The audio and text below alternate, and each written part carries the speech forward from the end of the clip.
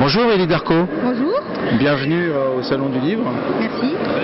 Donc tu as écrit la nouvelle L'Arénaire du Décalion dans l'anthologie La Cour des Miracles. J'aimerais savoir comment t'es venue l'envie d'écrire une nouvelle sur le thème La Cour des Miracles.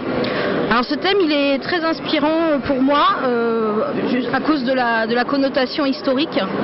J'avais tout de suite en tête la Cour des Miracles de Victor Hugo telle qu'elle est décrite notamment dans Notre-Dame de Paris, mais aussi dans d'autres textes.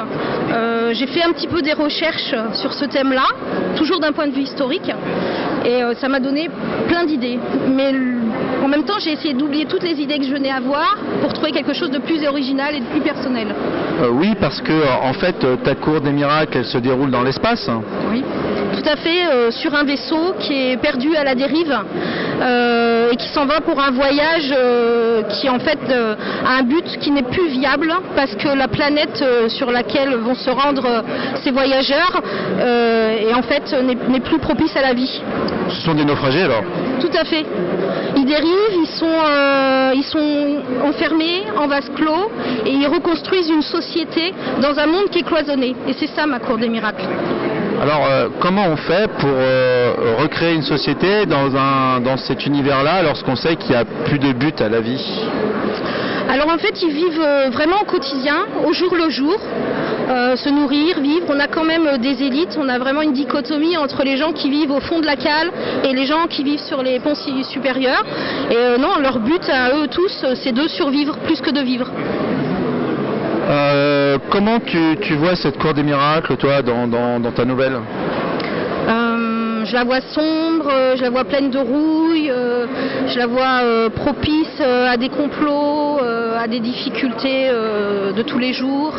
En fait, finalement, historiquement, on est dans un monde très inégal et donc ça reprend, je recroise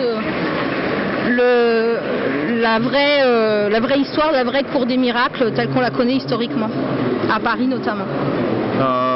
Si tu es sélectionné par les lecteurs, qu'envisages-tu avec ta Cour des Miracles? Ce sera un roman, des nouvelles Alors ça va prendre la forme d'un roman ou plutôt d'un recueil de grosses novellas qui vont se répondre avec ce personnage de Gia qui est l'héroïne de l'Arénaire du Décalion, avec le second personnage qui apparaît qui est Arthur Chevalier et qui vont être amenés à croiser dans d'autres aventures d'autres personnes qui dérivent, d'autres personnes qui voyagent et qui sont en quête d'humanité et d'une rédemption un petit peu pour la planète Terre, la planète mère qu'ils ont quittée. Il y a un côté quand même assez romantique dans l'Arénaire. C'est vrai, il y a un petit peu de romance, il y a des relations, il y a des liens. Un de mes collègues auteurs m'a parlé d'une certaine sensibilité et sensualité dans le style, c'est quelque chose... D'érotisme peut-être? Ah, il y aura certainement de l'érotisme, c'est possible. Merci Élie, merci à vous. Donc l'Arénaire du Décalion dans la Cour des Miracles, votez. Merci. Il y a un côté quand même assez romantique dans l'Arénaire. C'est vrai, il y a un petit peu de romance, il y a des relations, il y a des liens. Un de mes collègues auteurs m'a parlé d'une certaine sensibilité et sensualité dans le style, c'est quelque chose... D'érotisme peut-être? Ah, il y aura certainement de l'érotisme, c'est possible. Trahir pour la monnaie, si tu sais acheter, vendre, spéculer, si tu sais sans honte écraser les faibles qu'avec à pas jouer, si tu sais observer la misère et comprendre comment en profiter alors.